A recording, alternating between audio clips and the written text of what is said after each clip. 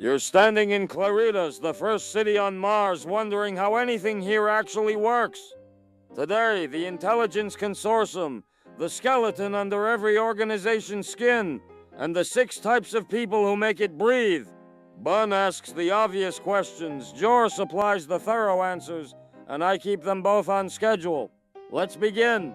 In Claritas, why does the Intelligence Consortium define organizational members so broadly, including even suppliers and consumers? It's not a gimmick. It's a structural necessity. A traditional company sees consumers as external targets. You sell to them. But in an intelligence consortium, the consumer is a sensor. When someone buys your product, they're sending you the most honest feedback there is. Real demand data.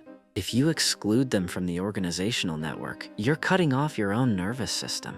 The same goes for suppliers. A procurement relationship is an uncompleted rights conversion. If a supplier's fate is tied to your output quality but they get 0 voice, you've created an incentive misalignment. Broad membership isn't generosity, it's how you make the organization's map actually match the territory. How does Mobilization Degree M translate this broad membership into actual organizational output? Mobilization is me G tax A merest return ratio times influence multiplied together. The key is that A isn't a fixed stock of power, it's earned by staking real tokens on outcomes you care about. So a supplier with high G%, meaning a lot of their unfinished business depends on this organization, gets a real shot at high A, not just a symbolic voice. That's how broad membership becomes output. The formula structurally rewards those with skin in the game, regardless of whether they fit the traditional employee box. You explain G and A, but what is the difference between G and the proxy G%? Why do we need G%? G is the ideal metric. Your unfinished rights conversion in this organization divided by your unfinished rights conversion across all asterisk organizations. But measuring that denominator is impossible. How would anyone know your total economic exposure across every IC in Claritas? That data doesn't exist in one place. G% is the practical substitute. Your unfinished rights in this IC divided by the IC's total. Same direction, computable from public ledgers. It's not theoretically perfect, but it's the best cost-effective fit we have. You mentioned order supply as an individual type. What does order supply actually provide, and why are they considered members?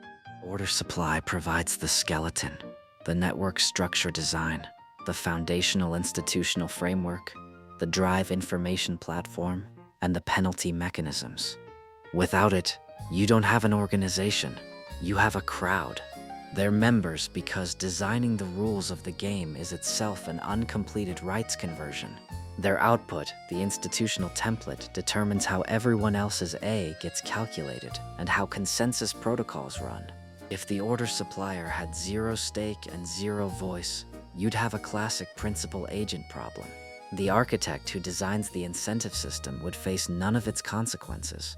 Making them an organizational individual with real G% and A closes that loop. Why does capital supply unify debt and equity instead of separating them like traditional finance? Because in the consortium, both debt and equity are fundamentally the same thing. An uncompleted rights conversion with the organization. A bondholder and a shareholder both inject capital and both expect a return. The only difference is the return curve.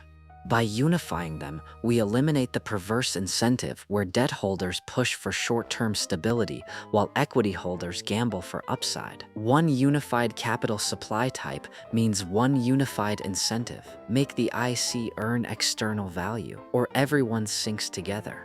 Since we covered capital, let's talk about the consumption individual. How does someone who just buys a product end up with drive influence A? Consumption is a rights conversion. When someone buys your product, they have an unfinished relationship with you, just like an investor. Their role as a drive node is built into TCR. In a TCR round where the task is decide next season's content direction, consumers can bid to become bettors. They stake their iToken on which ideas they believe in. That's real influence on the action module, purchased with real risk. If they judge well, they profit. If not, they lose their stake. The mechanism converts what looks like passive buying into active governance through staking. How does operational participation differ from a traditional employee under this formula? The key difference is that Mobilization M isn't assigned by a manager.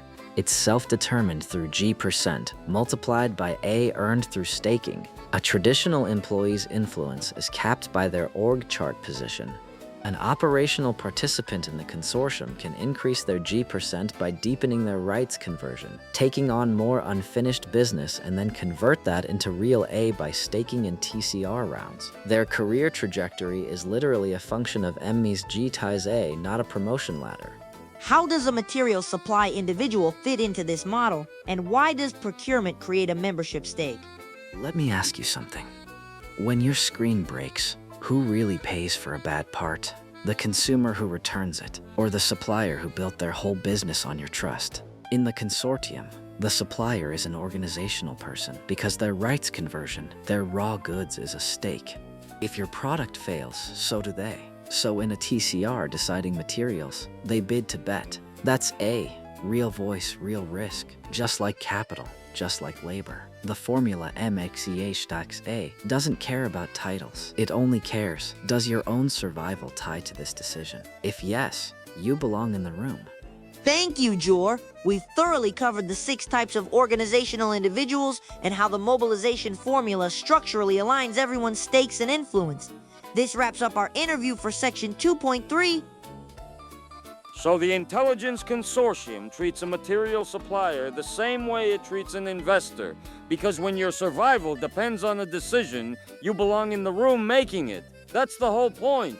Next time we open up the machine itself, who gets to design the rules and who just has to run inside them? I'll be here to make sure the right questions get asked.